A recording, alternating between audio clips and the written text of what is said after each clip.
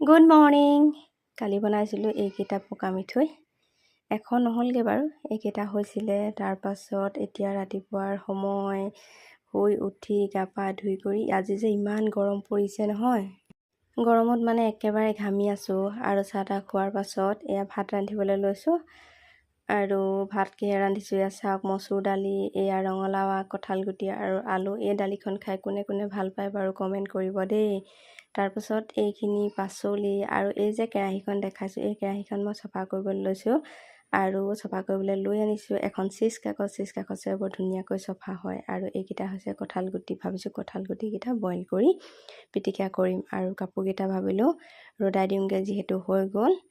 তাৰপাছতে কাপোৰখিনি উলিয়াই কৰি ল'লোঁ। তাৰপিছত আজি পিছে ৰ'দটো ইমান ভাল নহয়, তথাপিও কাপোৰখিনিতো শুকুৱাবই লাগিব। তাৰপৰা কালি খুন্দা পিঠা, মিঠৈ বনোৱা পিঠাগুড়ি আছিলে, এইখিনিও দিলোঁ ৰ'দাই।